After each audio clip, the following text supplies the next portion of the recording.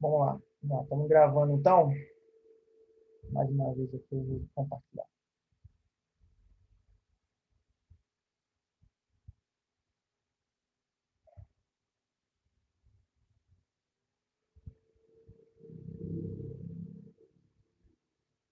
Estão me vendo aí? Estão vendo a tela aí? Então, né? Sim, sim. Vamos lá, gente. Vamos retomar o nosso estudo panorâmico da carta de Paulo aos Filipenses, tá? A gente vai para o capítulo 2, só que eu queria antes... Não, não vou ler agora o texto, não. Você pega a tua Bíblia aí, faz o seguinte, pega a tua Bíblia, porque a gente vai acompanhar o texto à medida que a gente for tratando, tá? Dos assuntos. Melhor fazer assim, tá bom? Para a gente ganhar tempo, porque se a gente for ler o texto todo, a gente tem um tempo para gastar lendo esse texto, tá? Mas aí você depois vai ter a oportunidade, com calma, ler o capítulo todo, tá bom? São 30 versículos, se não me engano, não é nada gigantesco, então dá para você ler depois com calma, tá? É... Então vamos começar, vamos só relembrar algumas coisinhas que a gente falou na semana passada, que essa carta de Paulo, ela foi escrita dentro da prisão. Provavelmente Paulo estava preso em Roma, tá bom? E Paulo, preso por causa da pregação do evangelho, ele envia a carta para os filipenses, os cristãos que estão na cidade de Filipos. E esses cristãos, eles são confortados e recebem aí instruções acerca da vida cristã, da prática, né, da, da vida cristã.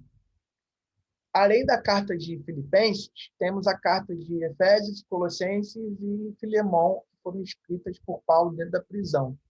Nós chamamos de as cartas da prisão. Então, Filipenses, Efésios, Colossenses e Filemão são cartas que nós chamamos de cartas da prisão, porque Paulo estava preso quando escreveu e enviou para as igrejas, tá bom? Através dos seus auxiliares. Filipos foi a primeira cidade na Macedônia em que Paulo estabeleceu uma igreja. E é interessante que Filipos foi uma cidade ali na região da Macedônia. A gente vai ver daqui a pouquinho o mapa. Vamos botar aqui. A gente tem um mapa aqui. E aqui você tem a cidade de Filipos. Está vendo aqui minha seta? Aqui é a região da Macedônia, uma região grande, tá? Que foi dominada anteriormente pelo pai de Alexandre o Grande. E o próprio Alexandre o Grande também governa nessa cidade. E depois há uma conquista do Império Romano dessa região, né? O Império Romano conquistou isso aqui tudo, tá? Levou tudo aqui. E Filipos era uma cidade que tinha um acesso muito bom, né? Deixa eu ver aqui, peraí, tem um chat aqui. Não consegui alugar, mas tá bom. A gente vê que Filipos é uma cidade que era muito favorável para o Império Romano, né? Eles tinham algumas vantagens com essa cidade, tá? E aqui eu vou até compartilhar com vocês uma informação bacana sobre essa cidade, porque é importante a gente entender, porque Paulo escreveu para um grupo de pessoas que compõem a igreja que estavam numa realidade social, numa realidade econômica, política, assim como nós estamos no Brasil, né, um país democrático, um país que está lutando aí contra uma pandemia, está tendo todas as dificuldades econômicas, políticas, logísticas, né? Você vê aí a vacina que está demorando, e compra a vacina, e a vacina chega, está vacinando, e o número está aumentando de vacinações, mas ainda há uma demanda muito grande de vacinação. Isso impacta no comércio, impacta no transporte, impacta em várias áreas, e isso afeta a nossa vida. Você vê, a gente está fazendo agora essa aula aqui por conta das circunstâncias que foram colocadas sobre nós no nosso país, na nossa cidade, né? A igreja Betânia tem até autorização para abrir, mas o nosso pastor sabiamente entende que esse momento é o momento da igreja dar o exemplo, né? Prestar solidariedade às famílias e, de certa forma, mostrar que ela pode continuar sendo igreja sem ter a necessidade de estar aberta para cultos, né? Os cultos estão acontecendo online, mas a igreja continua funcionando naturalmente, servindo, continua amando, continua compartilhando a campanha nova aí de alimentos, crescendo aí a arrecadação de alimentos, muitas famílias sendo beneficiadas, e o Ministério de Missões continua entregando alimentos, álcool em gel, máscara e etc., para pessoas em situação de rua. A igreja não parou em nenhum momento nessa pandemia, e a opção do pastor foi essa, de não abrir para culto, né? E a igreja continua funcionando, os cultos continuam pelas transmissões online, e você vê que isso também impactou na Toca, porque a Toca também não está fazendo culto presencial e está fazendo escola dominical aqui online. E você vê que há uma dificuldade, você vê que tem muito adolescente que não está conseguindo se adaptar, porque também já tem uma semana inteira fazendo live aí para estudar, ficou, né, principalmente no ano passado aí, na base do Google Meet, do Zoom, né, dessas plataformas, e agora talvez tenha uma dificuldade maior de se conectar aqui para estudar a palavra de Deus. Então, até louvo a Deus pela vida de vocês, porque vocês estão aqui, e estão aqui para aprender, para estudar, e estão aproveitando aquilo que o Ministério está podendo compartilhar e entregar para vocês, né, como algo da parte de Deus. Então, aproveitem esse estudo. Eu preparei esse material realmente com carinho, como o pastor botou no grupo lá, para dar crescimento espiritual e conhecimento bíblico e teológico para vocês. Eu acho que é muito importante para essa fase da vida vocês terem essa profundidade já, conhecer uma carta como poucos estão conhecendo. Talvez vocês estão tendo informações aqui que nem adulto tem, da própria Betânia. Então, aproveitem o máximo aí, tá bom? Eu quero falar sobre essa cidade, porque a cidade está ali naquela época do Império Romano, e ela está dominada pelo Império, porém ela foi beneficiada pelo Império. O Império transformou ela numa colônia. Por que fez isso? Por que Filipe se tornou uma colônia romana? Ou seja, uma cidade como se fosse uma cidade parceira do Império Romano, uma cidade onde os cidadãos pudessem gozar, desfrutar da cidadania romana e dos benefícios de ser cidadão romano. Você vê aqui o seguinte: Filipos ficava a 12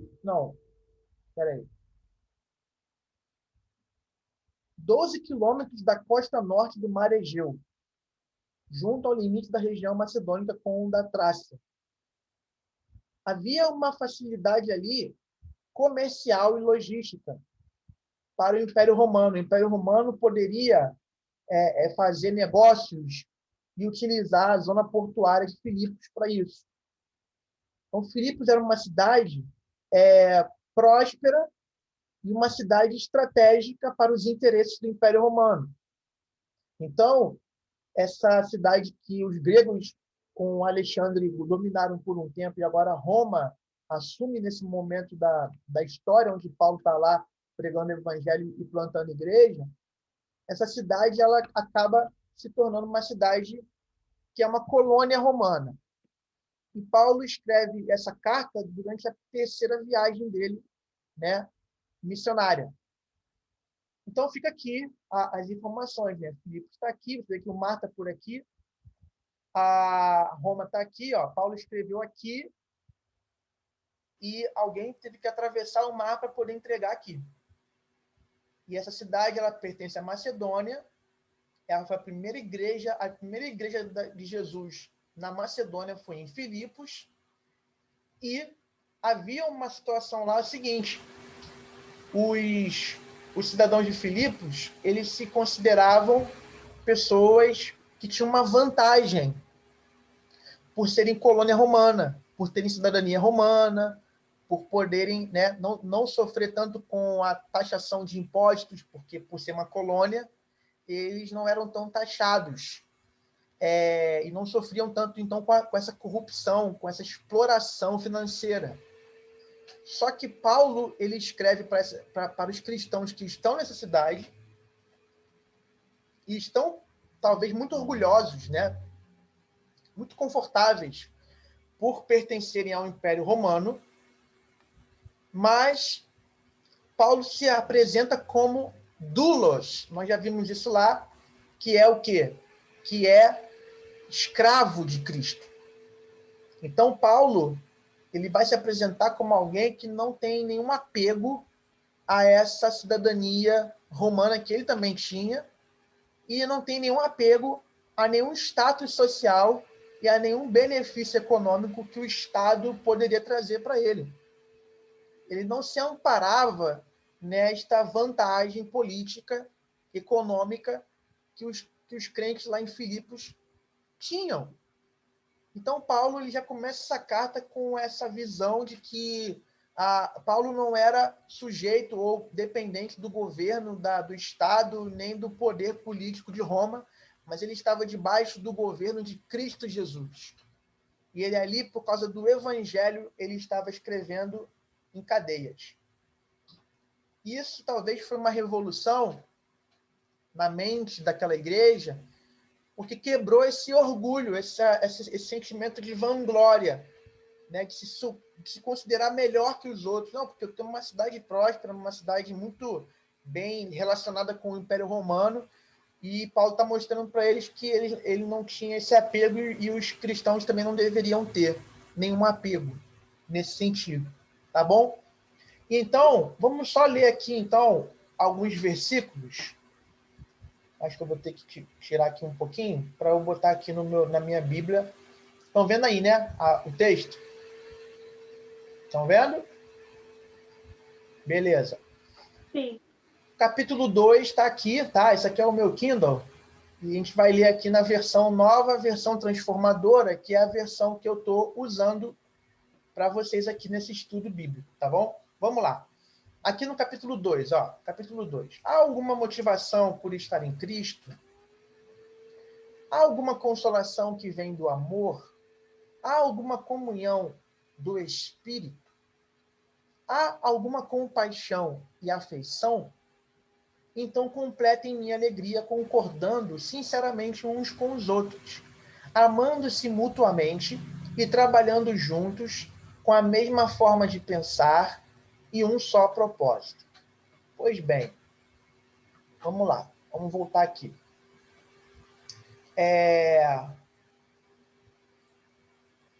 Eu queria começar essa parte falando sobre esse ponto aqui. Nem toda unanimidade é burra.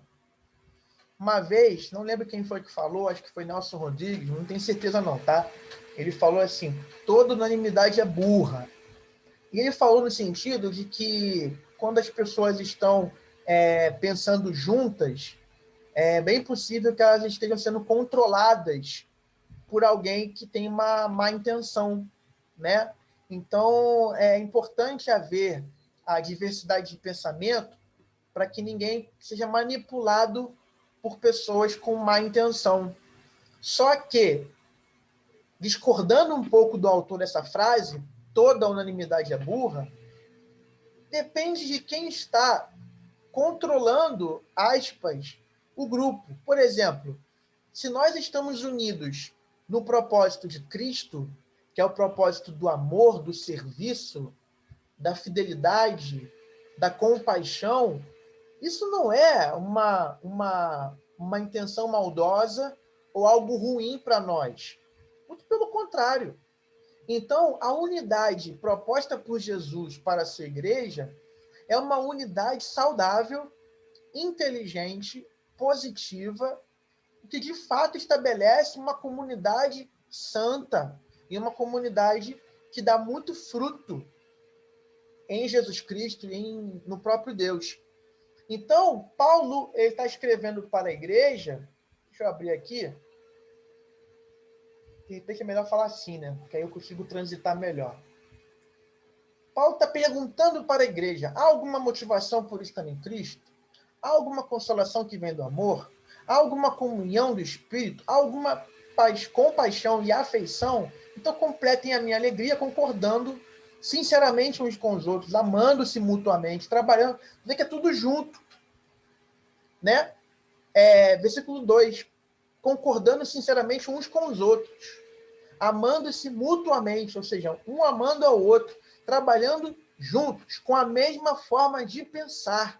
Ou seja, todo mundo pensando a mesma coisa e fazendo a mesma coisa no mesmo propósito. Então, você vê que Paulo começa esse texto falando sobre unidade.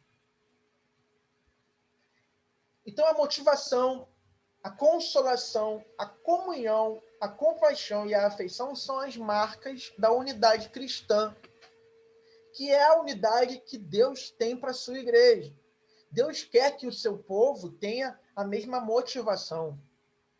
Deus quer que o seu povo seja um povo marcado pela consolação. Ou seja, todo mundo está disposto e pronto a consolar uns aos outros. É o povo da comunhão. É o povo que tem tudo em comum. É o povo em que ninguém tem necessidade. É o povo onde um está suprindo a necessidade do outro. É o povo da compaixão, ou seja, paixão com sofrer. Paixão aqui é sofrer. É o povo que sofre com, padece com, compadecer. Compaixão. Paixão aqui é sofrimento. Sofre com. Então é o povo que o teu sofrimento é o meu sofrimento. Assim como a tua vitória é a minha vitória, a tua alegria é a minha alegria. E a afeição aqui é amor. A afeição aqui é amor, é afeto. É você, de fato, ter prazer de estar com essa pessoa, de ter comunhão com essa pessoa. Então, essas são as marcas da unidade cristã. E a fonte da unidade é o próprio Deus. Repare só no versículo, quando diz: há alguma motivação por estar em Cristo. Você vê que a motivação é pelo fato de que nós estamos unidos a Jesus Cristo. Há alguma consolação que vem do amor. Lá em 1 João, capítulo 4, o texto bíblico vai dizer que Deus é amor. Então, há alguma consolação no amor? Deus é amor. Há alguma comunhão no Espírito? O Espírito Santo é Deus. Então, há alguma compaixão e afeição? Isso aqui também, a afeição também é o amor, né? Então, a fonte da unidade é o próprio Deus. Você vê que a consolação, a motivação está em Cristo, está no Espírito Santo, está no amor, que é o próprio Deus, na afeição, que é o próprio Deus. É consolação no amor, é comunhão no Espírito, é compaixão e afeição nesse Deus. Porque ele é a fonte, ele é a raiz da unidade. Só Deus pode trazer unidade para a sua igreja. Isso é uma ação divina. Nós, muitas vezes, vamos lutar pelos nossos interesses. Nós vamos nos dividir naturalmente, mas Deus é aquele que nos une. E ele fez isso inicialmente na cruz de Cristo Jesus, no Calvário. E um outro ponto que a gente tem que abordar aqui nesses versículos é aqui no versículo 2, quando diz: então completem a minha alegria, concordando sinceramente uns com os outros, amando-se mutuamente, trabalhando juntos com a mesma forma de pensar e em um só propósito. A alegria do cristão é completa quando há unidade na comunidade da fé. Então, o nosso objetivo é a alegria. E a alegria só vem pela unidade. Nós só vamos experimentar a alegria cristã quando nós estivermos concordando sinceramente uns com os outros, amando-se mutuamente e trabalhando juntos com a mesma maneira de pensar em um só propósito. Tá claro isso, gente? Tranquilo aí? Estão entendendo? O propósito Sim. Beleza. O propósito do evangelho, o propósito da obra de Jesus na cruz é gerar em você uma alegria que ninguém pode roubar de você. Mas essa alegria passa pelo povo de Deus. Porque nós fomos chamados para a união com Cristo, mas também com o seu corpo. Estamos unidos a Cristo e também ao corpo de Cristo, que é a igreja. Então é necessário que a igreja viva unidade para que a igreja possa experimentar a alegria verdadeira. Tá bom? Continuando, passando aqui, deixa eu ver. Versículo 3 e 4, vamos ler aqui. Versículo 3 e 4. Não sejam egoístas, nem tentem impressionar ninguém. Sejam humildes e considerem os outros mais importantes que vocês. Não procurem apenas os próprios interesses, mas preocupem-se também com os interesses alheios. Olha só. O egoísmo é o inimigo da unidade. Pessoas egocêntricas vivem para impressionar e não servir os outros. Então, Paulo está dizendo o seguinte, gente, não vai ter como haver unidade se houver egoísmo. Porque a unidade, ela pressupõe o grupo, o coletivo, o todo. O egoísmo pressupõe o eu, o indivíduo. Então, se eu sou egoísta, eu não vou servir você, Miguel. Mas se eu sou alguém humilde, eu vou servir você. E quando eu servir você, você e eu estaremos felizes. Haverá comunhão, haverá alegria. Agora, se eu servir o Miguel e o Miguel for egoísta, esse ciclo da unidade vai ser quebrado. Porque eu penso no Miguel, mas o Miguel pensa no Miguel. Está entendendo um exemplo? Podia ser o contrário. Podia ser o Miguel pensando em mim, em me ajudar, em me servir, em me abençoar. O Miguel ora por mim, o Miguel gasta tempo comigo, querendo saber da minha vida, né, para poder me ajudar, me aconselhar. Não é para saber dos detalhes, mas conversar, é ser amigo, né? Ser alguém disponível e, poxa, poder de alguma forma me ajudar a caminhar. Mas eu estou pensando só em mim. Então, isso vai quebrar a unidade da igreja. Por isso que Paulo está dizendo, não sejam egoístas, nem tentem impressionar ninguém. Porque, geralmente, a pessoa egoísta, ela vive em função de impressionar os outros. Ela não vive em função de servir os outros. Certo? Pessoas egocêntricas vivem para impressionar os outros. Agora, no versículo seguinte, você vê a humildade. Olha aqui o texto no versículo 4, perdão. Não procurem apenas os próprios interesses, mas preocupem-se também com os interesses alheios. Então, Paulo está dizendo que a humildade é a amiga da unidade. E somente quem está em Cristo pode considerar os outros mais importantes do que a si mesmo. Quando você lê isso aqui, gente, ó, preocupem-se também com os interesses alheios. E no versículo 3, sejam humildes e considerem os outros mais importantes que vocês. Gente, isso aqui na prática é inviável. O nosso coração não quer considerar o outro mais importante. Nós não queremos isso. Nós queremos ser as pessoas mais importantes. Nós queremos que os nossos interesses sejam atendidos. O que a gente quer é que as pessoas atendam os nossos interesses e não... Nós não estamos interessados em atender o interesse de ninguém.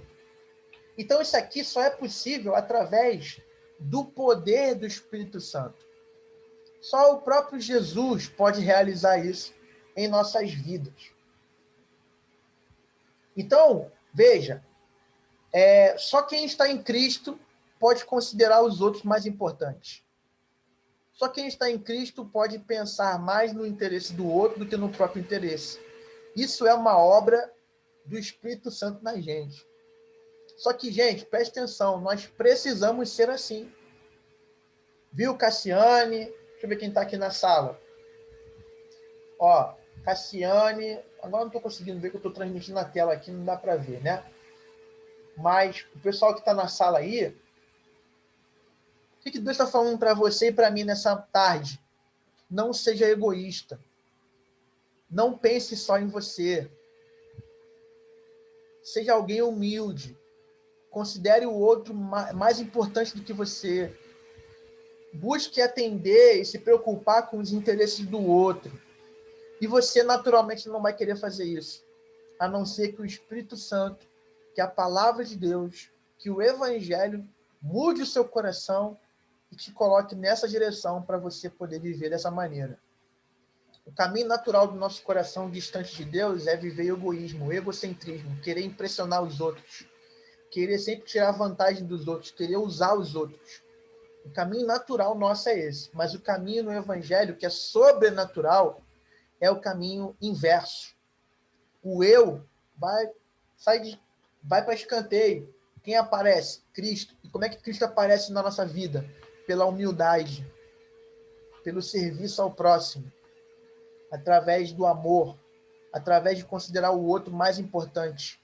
considerar até melhor do que você. Imagina se todo mundo na igreja considerasse o outro melhor, superior ou mais importante. Imagina se haveria egoísmo na igreja, haveria briguinha na igreja, haveria disse-me-disse na igreja, não haveria. A raiz do disse-me-disse, da fofoquinha, das briguinhas e das picuinhas é o ego inflado das pessoas. Elas estão querendo ter razão, elas estão querendo sobressair, elas estão querendo, né, dizer que não, sou eu que sou a pessoa certa na história. Elas não estão com humildade pensando no benefício dos outros. Mas Paulo está dizendo, gente, nós precisamos ser humildes e não egoístas. Beleza, gente? E a alegria cristã, ela é encontrada no bem que nós fazemos ao próximo. Então, Paulo está dizendo aqui, ó, no versículo 4, preocupem-se também com os interesses alheios.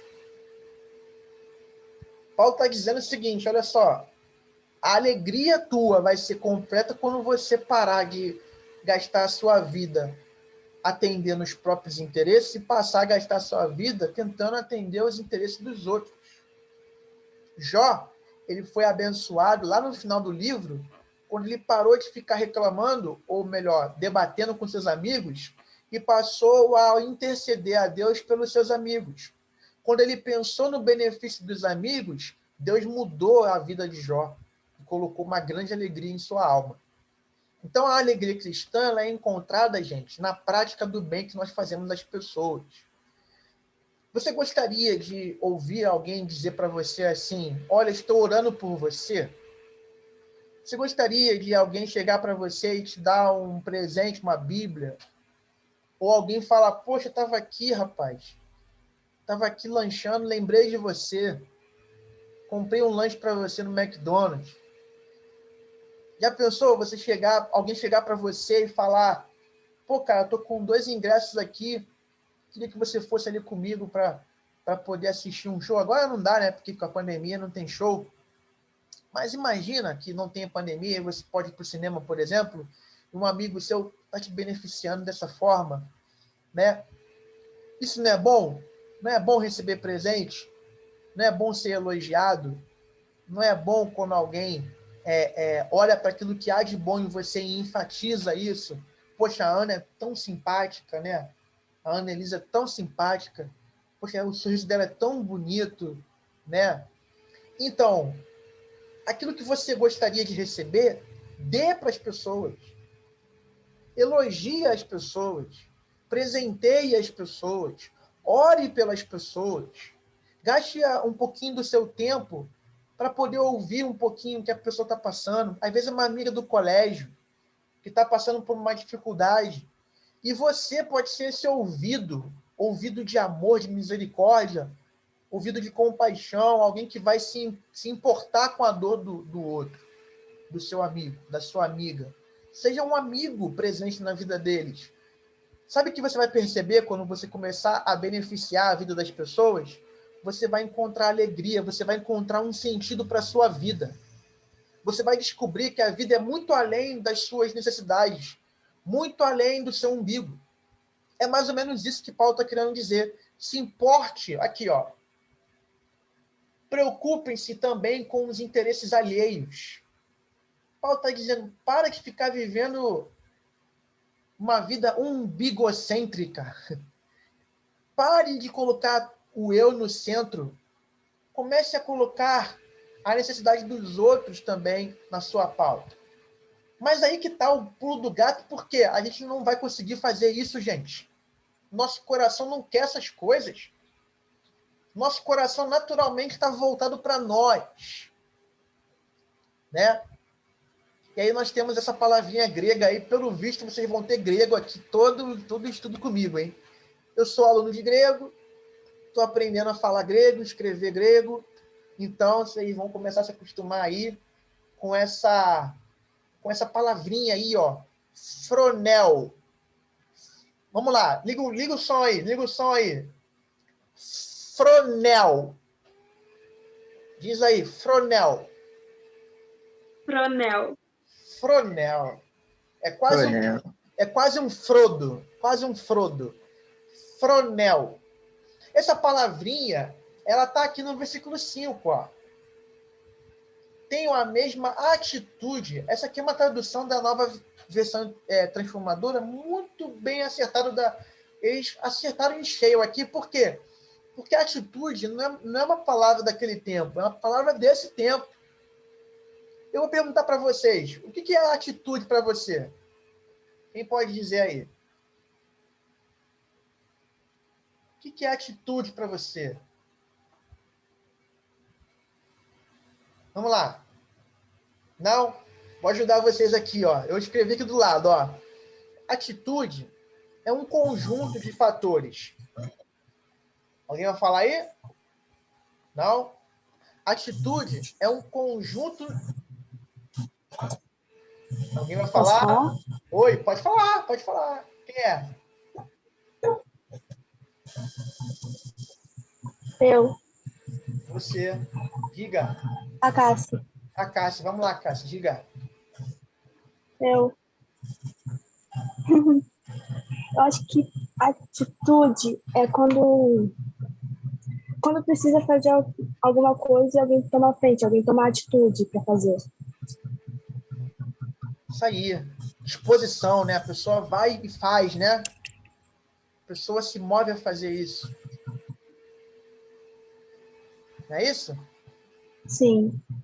Pois é. A atitude Sim. é uma disposição, é um pensamento. Tem alguém, não sei se foi Voltaire, um filósofo, que disse que o pensamento é o ensaio da ação. Né? Tudo que você vai fazer, primeiro você pensa. E tem coisas que talvez você pense e fala, melhor não fazer. Aí você dá uma recuada. Então, a atitude aqui é esse conjunto. É um pensamento, uma disposição, é um afeto, é um desejo, é uma vontade. E tudo isso gera um estilo de vida. Paulo está falando o seguinte aqui, ó. Tenham a mesma atitude, fronel. Tenham o mesmo fronel que Cristo teve. Olha que legal. Cristo é o nosso exemplo. Paulo está exortando a unidade, está chamando o povo para se unir. Paulo está dizendo para a galera para poder pensar no interesse dos outros. Mas Paulo está falando, vocês talvez não vão conseguir, mas olhem para Jesus, vejam o que ele já fez, porque dali virá o poder para vocês fazerem também. Fronel é um estilo de vida que envolve pensamento, disposição, desejo, vontade. É uma rotina. E essa palavra aqui, fronel, também aparece no versículo 2. Ó. É a mesma palavra, fronel, aqui, versículo 2. Ó. Trabalhando juntos com a mesma forma de pensar. Aqui também é fronel. Com a mesma atitude, forma de pensar, mesmo pensamento. E aqui no versículo 5 ele bota de novo. Só que aqui a nova VT, a NVT, nova versão transformadora, usa a palavra atitude. Muito boa essa palavra. Para definir, né, o que Paulo está querendo dizer. E aí você vê que esse versículo 5, essa atitude está ligada ao que Cristo fez por nós, que somos do seu corpo. Então você olha os versículos seguintes, Paulo vai dizer o que Cristo fez, que é exemplo para nós. E nós só podemos fazer o que Cristo fez porque nós estamos unidos a Cristo. Estamos em Cristo, unidos. Somos um. É por isso que podemos obedecer a Deus, porque Cristo vive em nós. Amém ou não? Porque o Espírito Santo habita em nós. Porque Cristo é a cabeça que guia o corpo para que faça tudo aquilo que glorifica a Deus. Nós somos o corpo de Cristo. Quem é a cabeça do corpo? Cristo. Quem guia o corpo? A cabeça.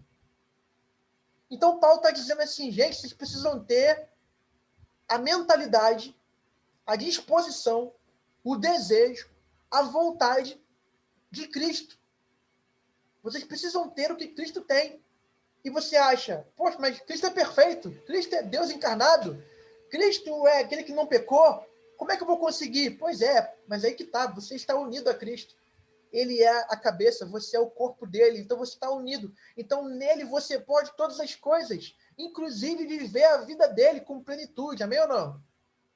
Tá virando pregação, né? Vou parar aqui porque senão me empolgo. Mas é isso, vamos continuar. Coisa boa. Vamos lá, continuando. Olha como é que a coisa. Olha como que é profundo, né, gente? Cara, como isso é profundo.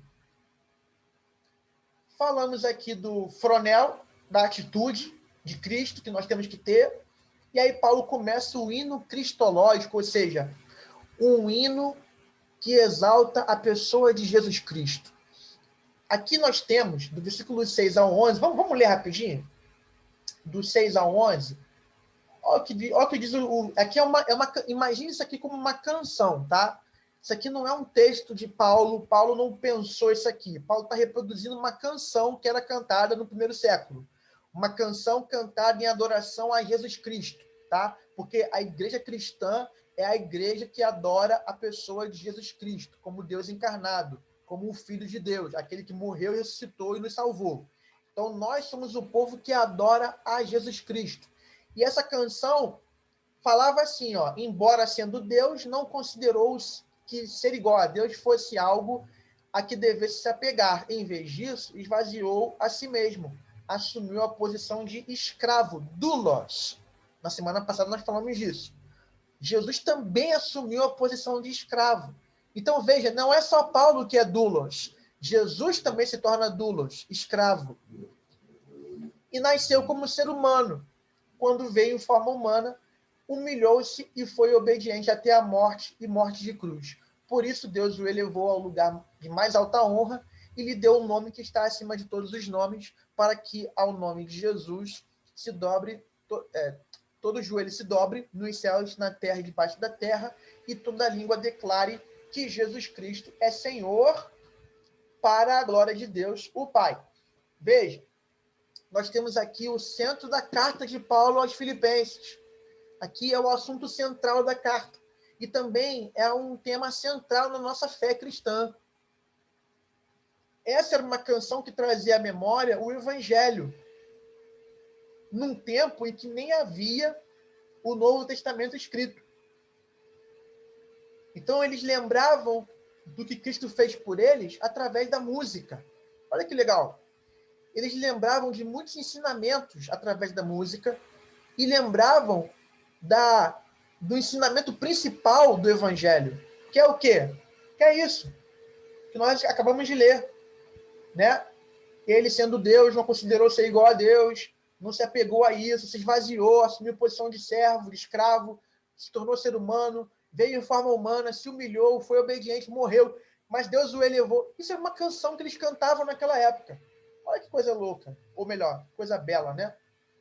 E eles cantavam para encorajar a igreja a viver na imitação de Cristo. Aí vamos continuar. Peraí que eu mudei. Assim.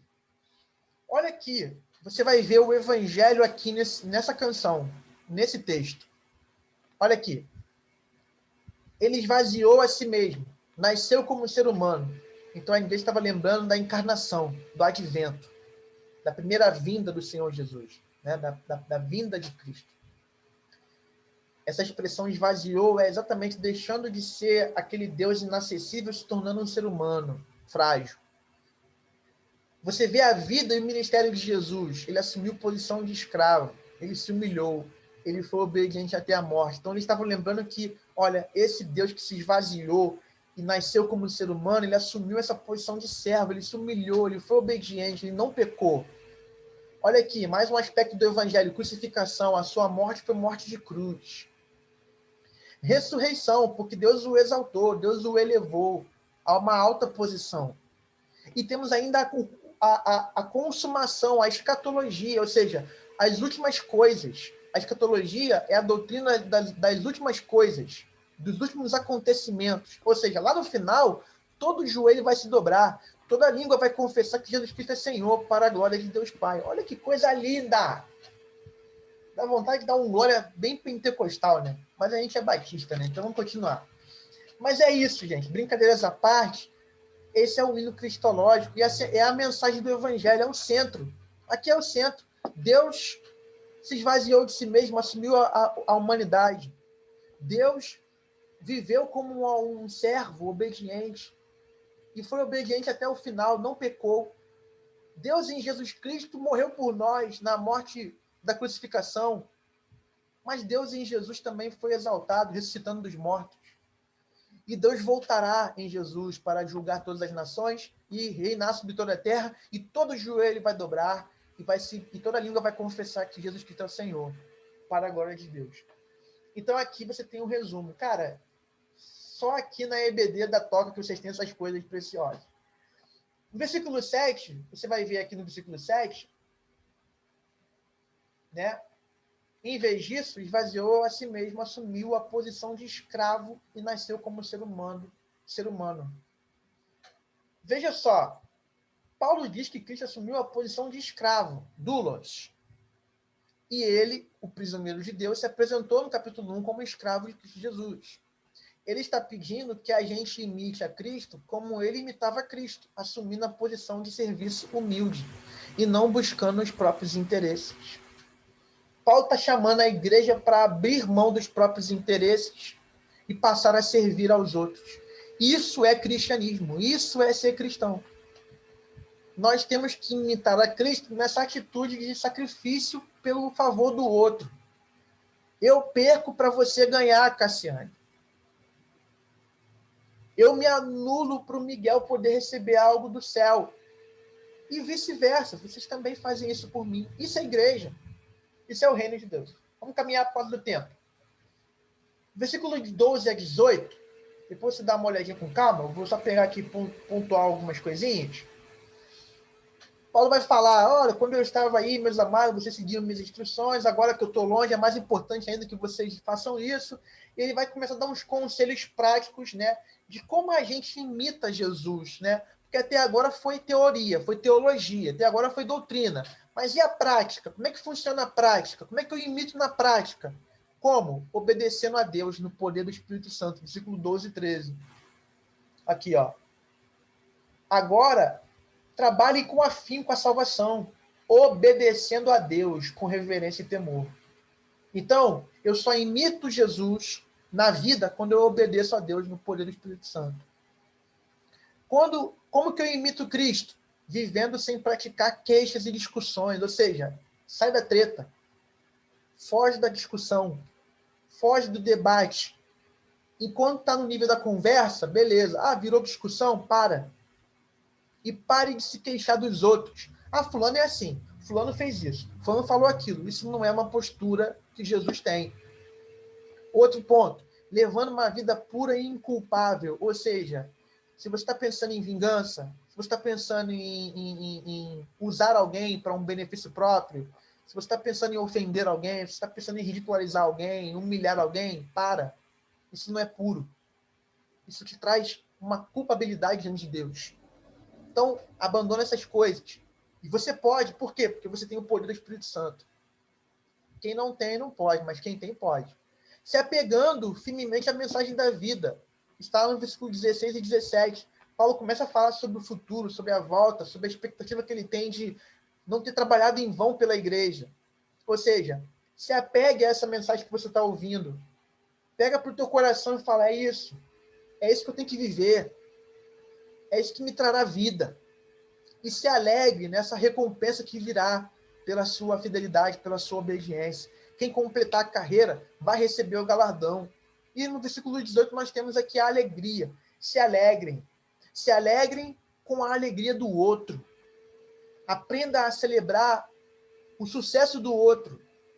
Só nós cristãos temos isso, essa capacidade de celebrar a vitória do outro sem interesse, sem nenhum tipo de interesse próprio, sem nenhuma segunda intenção. É interessante que Martin Luther King, aqui tem uma fala importante, que é o seguinte, ó, façam tudo sem queixas e tudo mais, levem uma vida pura e inculpável. Cadê? Não, deixa eu passar mais um pouquinho aqui. Alegrem-se. eu botei aqui um pouco antes, mas na verdade... Não, peraí. Aqui, versículo 15. Ó,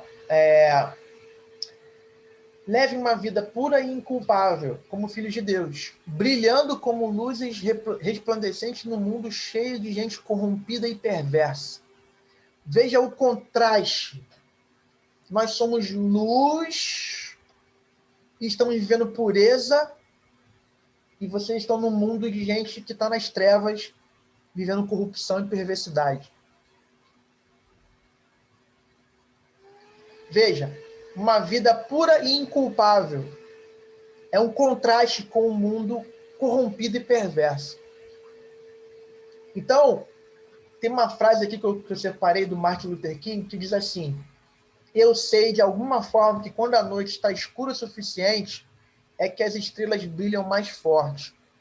Então, a chamada nossa de praticar a palavra faz com que a gente ilumine esse mundo, né? E Paulo dá essa ideia essa diferenciação da vida pura e inculpável no meio desse mundo, ou seja, você brilha nesse mundo que está na contramão daquilo que você está querendo viver.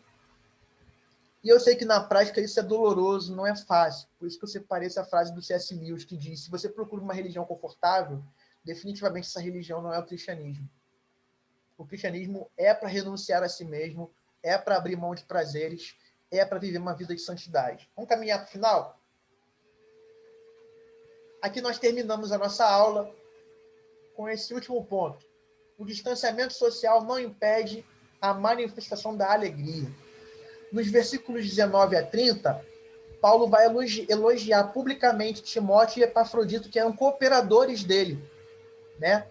E vai dedicar algumas palavras muito generosas para ambos. Então, nós aprendemos com Paulo aqui que nós precisamos de aprender a reconhecer o valor dos nossos irmãos.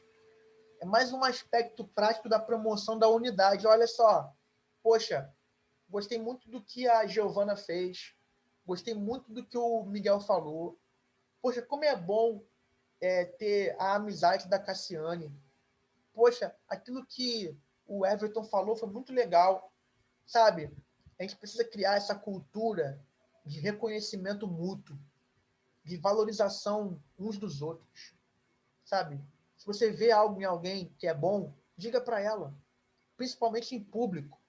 Elogie em público. Se você tiver alguma crítica a fazer, faça no privado. Só você e a pessoa.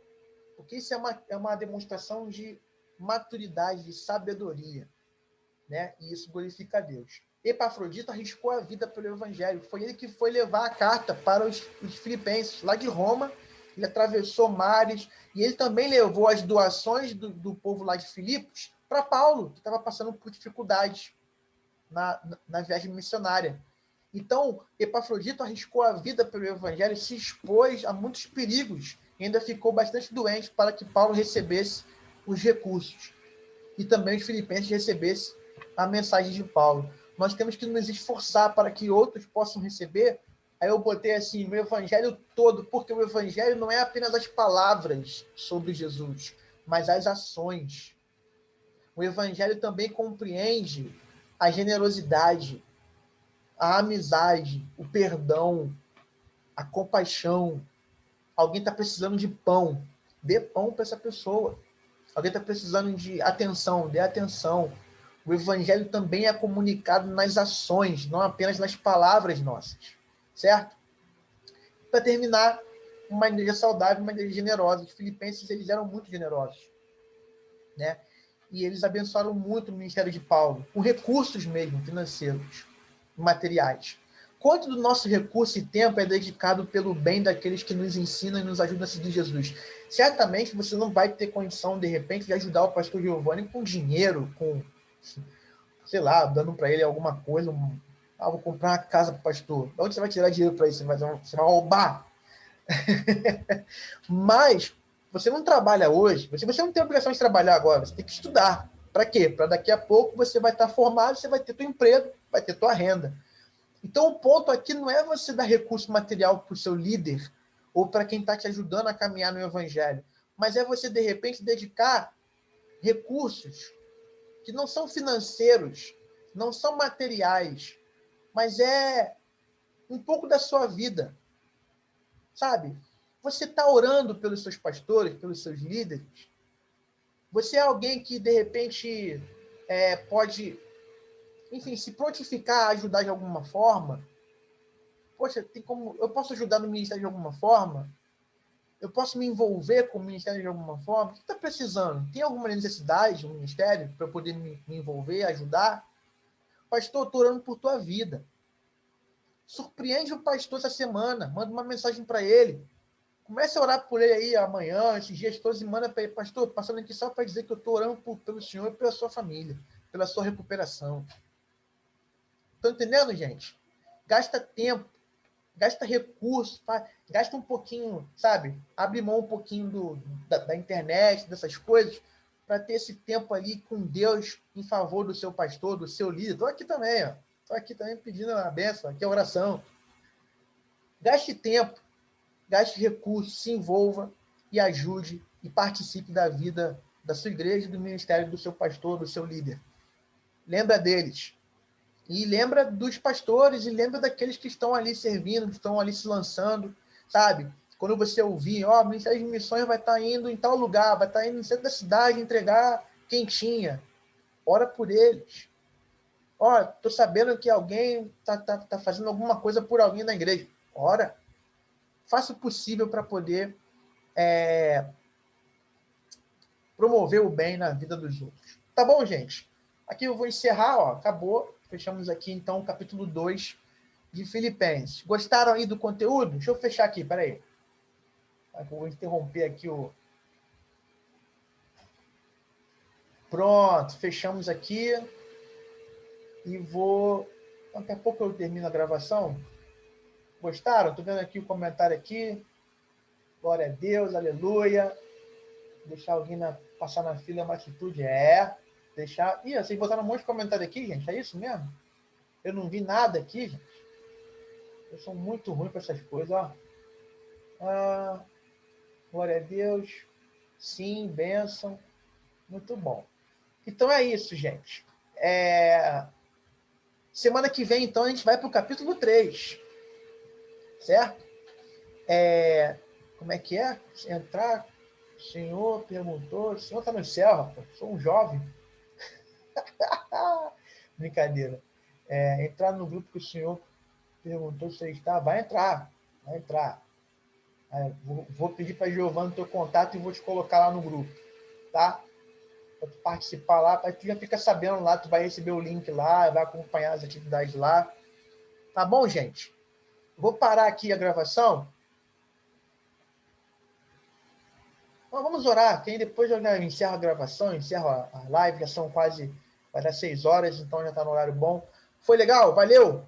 Semana que vem, capítulo 3, tá? E aí, depois, no outro domingo, a gente encerra a carta de Paulo a Filipe, 4 capítulos. E quanta coisa, né? Olha quanta coisa a gente falou em um capítulo. Maxon, deixa eu fazer uma pergunta aqui. Quando terminar, vocês têm pretensão de fazer outros capítulos, outros livros, no caso?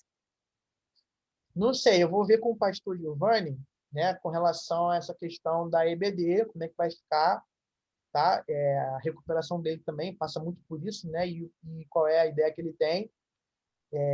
Eu vou sugerir a ele para a gente continuar, entendeu? A gente fazer estudo panorâmico de outras cartas de Paulo. A gente pegar aí, de repente, Efésios, pegar Colossenses, que são cartas menores que dá para a gente resolver aí em um mês, entendeu? E a gente vai caminhando assim, vai estudando livros do Novo Testamento. Tem muita coisa para aprender, né? Mas vamos ver qual é o entendimento dele, vamos ver como é que vai ser a recuperação também, entendeu? Porque eu fico 4 semanas com vocês aqui, se for necessário, eu continuo. Mas se tiver, enfim, se ele estiver melhor, ou se tiver outros professores, a gente vai ver isso aí, e a gente já avisa vocês também, tá? Mas esse estudo aqui, ele não acaba semana que vem, tá? Tem semana que vem capítulo 3, na outra semana o capítulo 4. Beleza? Vamos orar então? Para poder liberar vocês? Vai dar 6 horas agora, vai começar o culto. Oremos. Pai, nós te damos graças nessa noite que se inicia. porque, mais uma vez, estamos aqui estudando a Tua Palavra, aprendendo sobre o Evangelho. E, Pai, nós pedimos que tudo isso que foi compartilhado, ensinado, a gente possa viver no poder do Teu Espírito. Que o Senhor nos dê capacidade para vivermos a Tua Palavra e andarmos como Jesus andou, e sermos pessoas que têm a mesma atitude que havia em Cristo Jesus, que Jesus tinha. E que esse Evangelho, Pai, tão poderoso, tão maravilhoso, possa nos encher de poder e nos instruir, nos capacitar para que vivamos a vida de Cristo nesse mundo. Obrigado pela vida de cada um, abençoa, Pai, cada familiar representado, cada família, cada casa. É a oração que nós fazemos em nome de Jesus. Amém e amém. Antes da gente encerrar, cadê a Giovana? Quem está aí ainda no grupo aí? Liga rapidinho aí a câmera, só para a gente fazer uma fotozinha, entendeu? Para a gente registrar que a gente estava aqui hoje, que rolou essa EBD abençoada. Quem mais está aí? Se Everton. não tirar foto, não é você, né, Maicon? Pois é, Não é. né? Se não tem Até que foto. estranhei que não teve na primeira semana. Pois é, eu esqueci. Foi assim, ó, esquecimento, mas aí agora eu lembrei. Então, dessa vez vai ter. E aí, gente, olha só. A gente sabe que adolescente. Deixa eu parar aqui, peraí, gente, ó. Tchau, gravação, fica com Deus.